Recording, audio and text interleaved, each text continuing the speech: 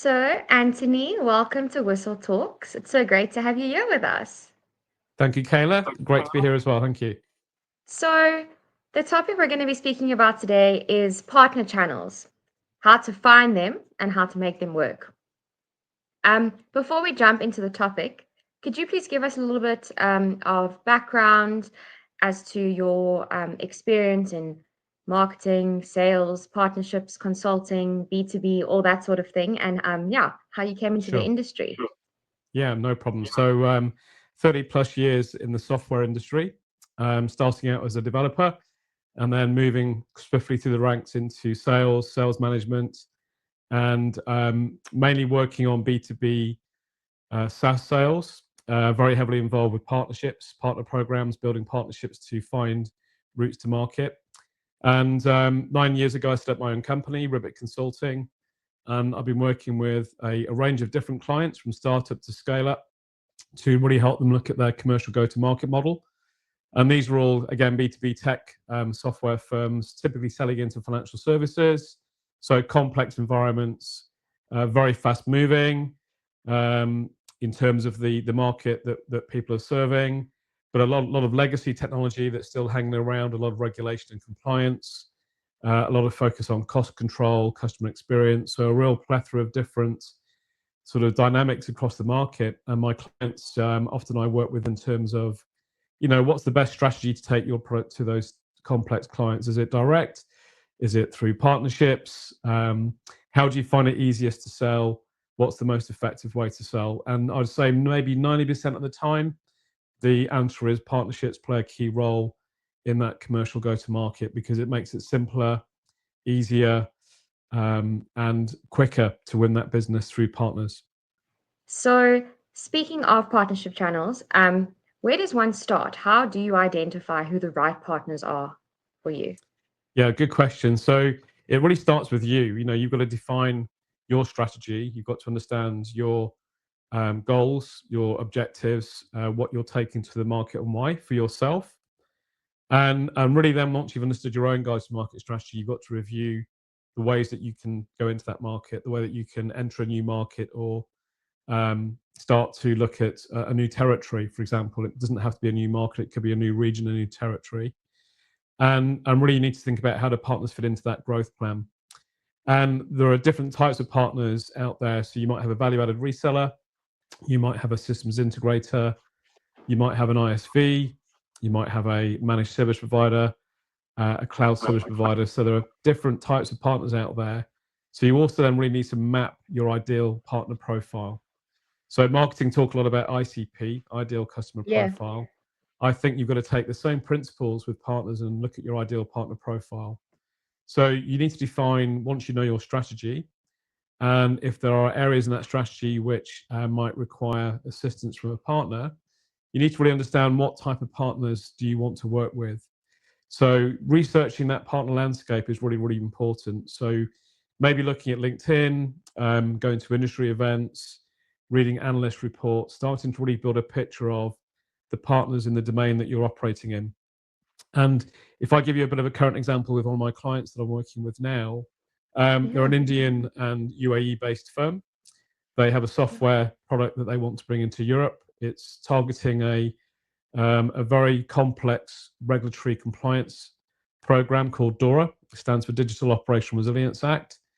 It's requiring 22,000 plus financial services firms in Europe to prove to their regulators that they can comply to make their businesses more operational resilient against things like cyber, fraud, their own legacy, their own internal processes. So it's a very complex topic. And Yeah. this client has a minimal exposure to the European market in terms of client base. So the obvious route to look into, how do we expand quickly? How do we gain credibility in the market? And Europe's quite a fickle buying market. They want to see quality, they want to see track record, they want to see evidence of use cases and case studies and analyst reports to really de-risk the decision around acquiring the technology into their own business. So partners really offer a great route for this particular client. So number one, they're able to establish that credibility already because they're probably already on site with the clients, maybe advising them on how to approach this particular topic. They're consulting, they're offering advice, they're offering knowledge. So the client is then looking for, how do I actually capture that knowledge that my consulting firm is giving me? How do I embed that across my organization to future-proof it? So rather than just leaving a lever arch file of documents and procedures that might never get looked at, I want to then work with a firm that's got the technology that allows me to really future-proof and keep that ongoing governance of that particular regulatory program, because these clients will be audited every year by the regulator, if not more often. So they want to show that they're actually following the letter of the law. So in this scenario, in this example, it's a really, really good, perfect wedding between my client and the partners that we found. And we mapped out the ecosystem of partners. We understood the problem that we were trying to solve. And we realized that actually there's a number of partners that we wanted to engage with here. First of all, we wanted to engage with advisory and consulting firms that are on site talking to their clients about these issues. And because they're at the coalface with those clients, they already understand the problems they have internally. They already understand their options of how they can accommodate this new way of working. And by finding those partners and engaging with them and effectively selling to them, you're then showing them there's a value add between ourselves, themselves, that we can jointly take to their client. So the consulting advisory partners were a bit of a no-brainer. They were easy to find. We knew that they're already on site doing project work with our end client prospects. But we also wanted to broaden out the field, because our software does probably about 80% of what's needed. And we could build in-house the 20% to make it a complete solution. But time is of the essence. Quite often, there's a window opportunity to sell before the competition gets in there and starts to make it more difficult. So we also decided, and I advised my client to think about technology partners that could be a complementary value add to our existing technology platform. So we went off and found some technology partners, and these firms are specialist data providers, they are specialist monitoring providers.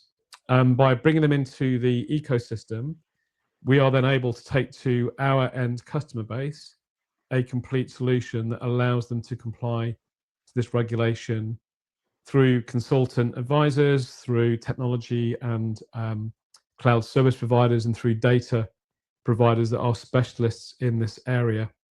And one example there is there's a huge focus on third-party supply management. So the impact of third-party suppliers on the risk and the resiliency of an organization. And the firms that we're trying to sell into, they are obliged and legally bound to show that they are monitoring, they are managing their partners, because if a supplier fails through a cyber attack, or they run out of money, they go insolvent, or they have a system issue, the regulator wants to ensure that there is a plan B.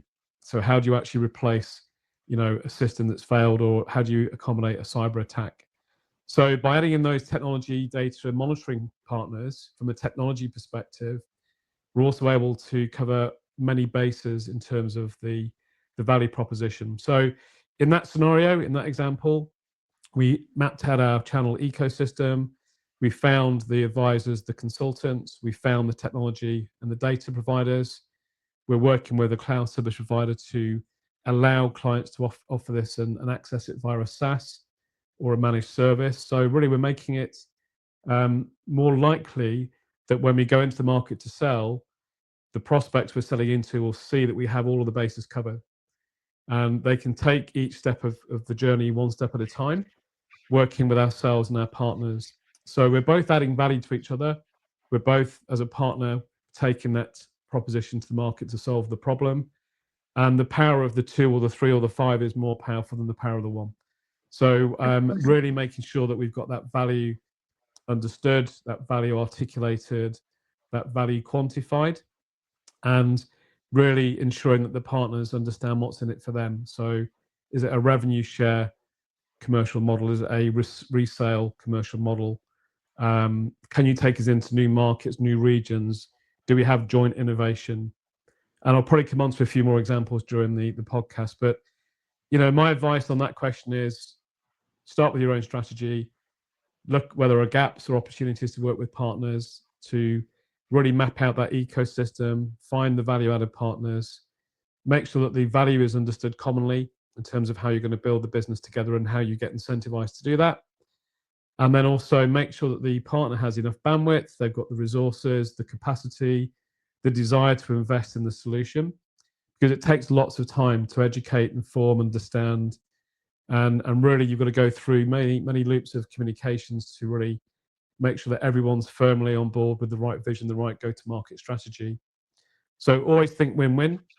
And my advice, and I think this is relevant to quite a lot of scenarios today, is always think of a hybrid partner model strategy as well, not just a single route to market, but think hybrid. So which partners can we pull in or have available, which could be a combination of our SI, ISV, MSP, CSP, get the mix right to take the solution to the market.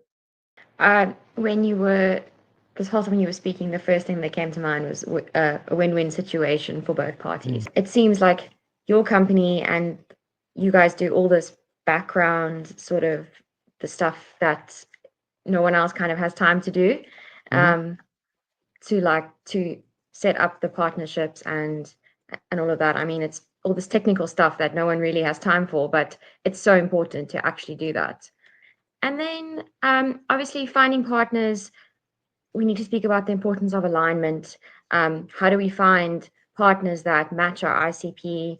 Obviously, we are in a world with so many different cultures and differences, and how do you try and align that?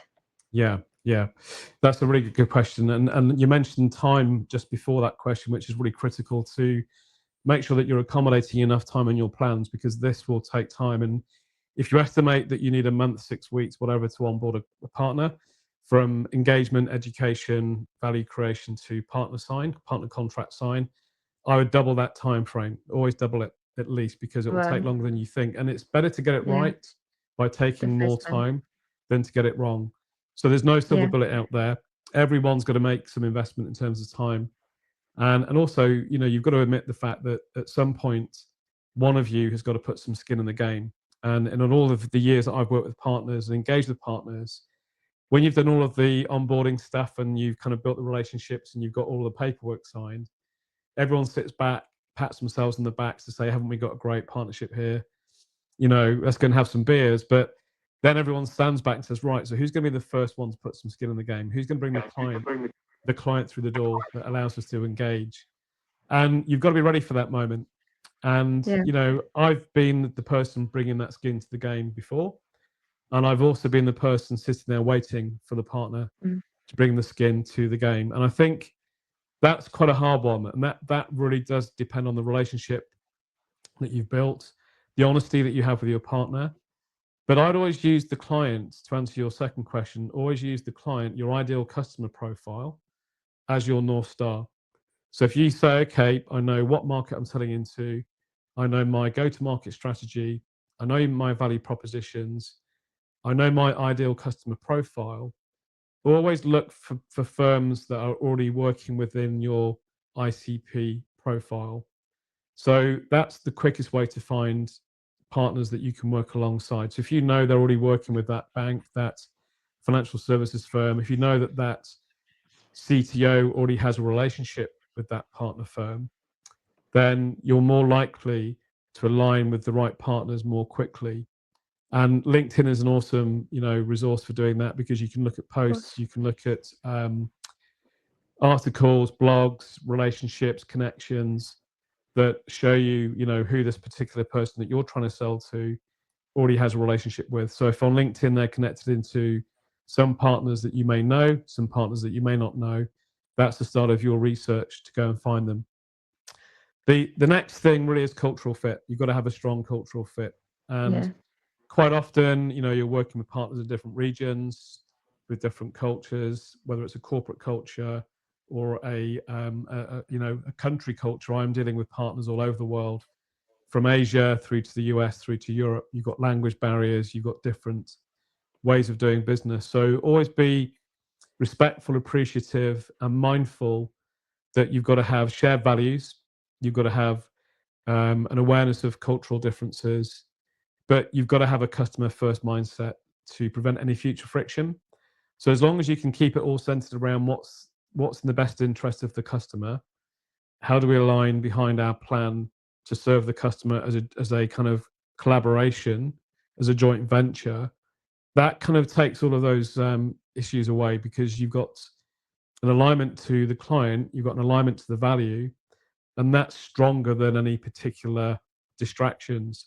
But the relationship build is really, really important. So I always make an effort to really get to know the people I'm dealing with and ensure that early on there's a cultural fit, and you're not struggling with that cultural issue further downstream, because that can really be a game changer, can hold you back by a long way.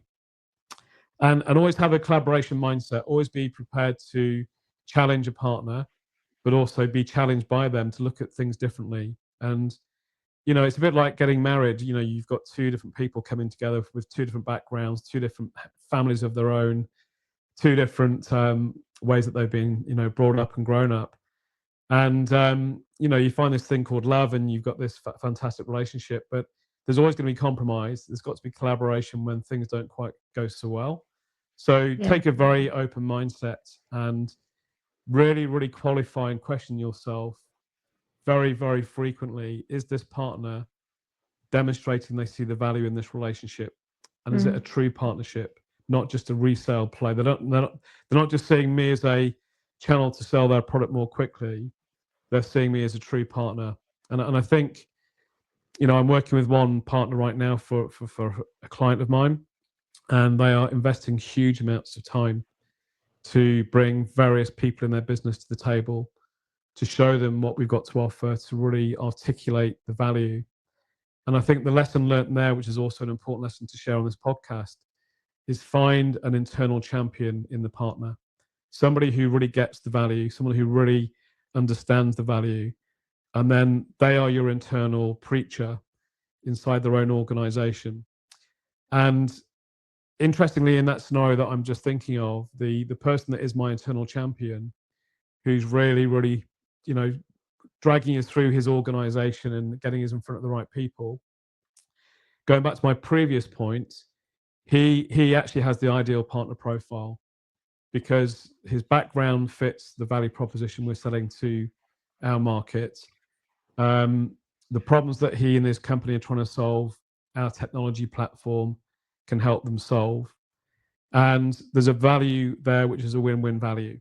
And they are in the business of winning business, and they're seeing our technology as a leading way of differentiating in their own world, how they can go and compete against their competitors and have a differentiating factor. So there's your win-win. There's your ideal partner profile. There's your internal champion. There's the time and the commitment to value that partnership. And by definition, I know that that is a true partnership, because the amount of time that they're investing outside of their day job and inside of their day job to really understand what is the joint value proposition, and where and how can we help them win new client business, but also maintain existing client business and do it better. So there's some kind of learning points, I think, along that journey. Yeah. So something that comes up a lot is win-win, value proposition, and ICP. Those are like the three things that kind of stand out to me right now. That we've spoken about so far. And ICP and IPP. Yes, love that. Yes. And then, what are some common mistakes that people make when they're looking for partners, and how do they avoid them or overcome them? Yeah, it's a really good point again. And I think the first thing is you need to have a feedback loop. You've got to be able to sort of have, take a step back from all of the day-to-day busyness of what you're trying to build and deliver. Take a step back and, have a very honest feedback loop. So typically I do a quarterly business review with the partner, have defined targets, defined metrics. What does success look like? What are the dependencies that we have on each other? What are the risks in this relationship that we can mitigate and minimize, or be aware of if they do materialize? So have a quarterly business review, have very clearly agreed incentives, and don't ignore them. So whether it's compensation structures, whether it's the number of people that you want to drive to a podcast that convert to prospects, that convert to business, make sure that everyone's aware of what good looks like, what does success look like. And quite often marketing get involved because you have joint marketing initiatives. So at every stage of the partnership build and the partnership execution, get the right metrics lined up for the right function. So marketing metrics will be different to delivery, which will be different to sales. And always go back to look at those metrics and ask yourself and the partner the question: how are we doing this month to hit that metric? Why haven't we quite hit that? Or what have we learned from the past few weeks of activity that may suggest that we want to realign that metric to something more meaningful or sensible? So don't expect that you get everything right in day one or minute one. Always take that feedback loop opportunity to refine and modify the plan, but make sure that everybody is all aligned to that process and that openness and that frankness. Because again, if you try and sort of push under the carpet the bad news or the things that aren't working so well, and you don't learn from that, that's not a partnership. That has to be something which is open and talked about frequently.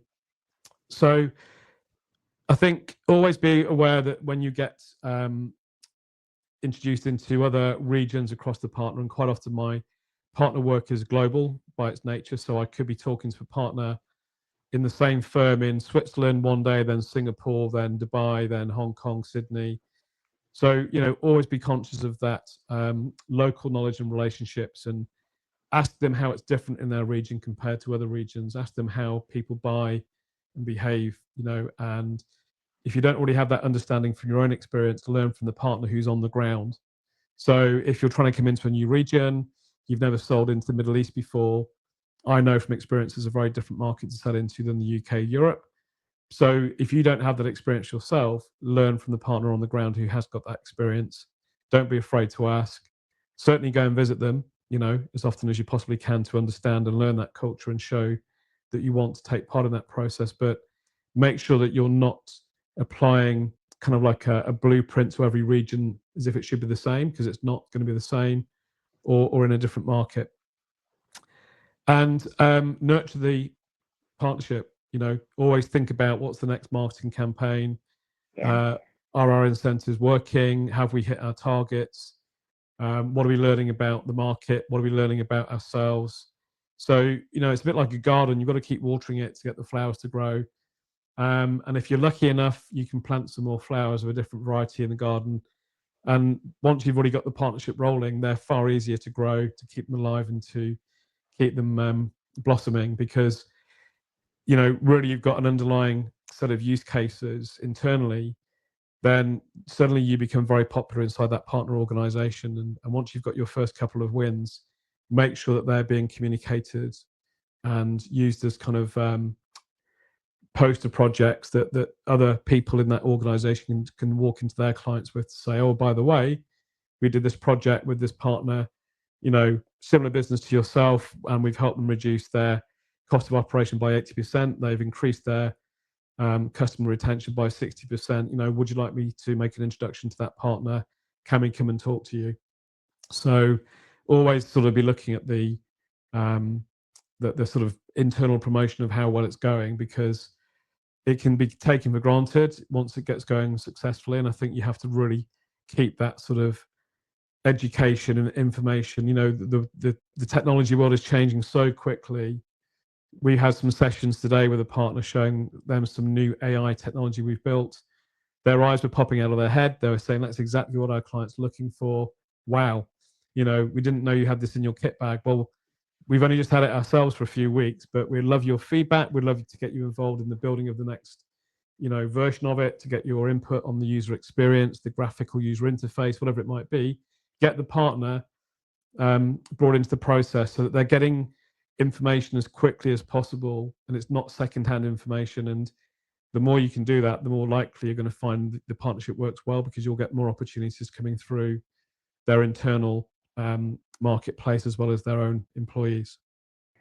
That's the next thing I was going to speak about, was nurturing the client relationship and how important it is. I mean, I'm in the marketing department, but here I am nurturing partnerships. So everything is very much interlinked. I mean, that's covered quite a few important parts of looking at partnerships. So hopefully there's some good sound bites there for you to pick out. And you know, 100%. it's kind of coming from real life current client and partner experience. So it's kind of I can tell. not just theory, it's practice and experience. Yeah. So yeah, hopefully that's been useful to people. I'm happy to answer any questions that might come in via the channels. Yes. But I think LinkedIn is a really good tool to use for any sort of partner research, to look at the partner profile, to understand the people who are working for the partner, where have they come from, who do they already know that you might know. So just do your homework, you know, and that bit of homework up front can really save you time further downstream when you're getting to the nitty gritty of contracts and commercials. So spend your time up front to make it easier and a smoother ride later on downstream. Yeah, of course. I can see that everything you're speaking about comes from experience. It's like so easy for you to talk about. Nothing is scripted or it's just what you've experienced. So Yeah. that's amazing. Thank you so much for sharing your expertise with us. We really appreciate it. It's been such a pleasure to have you.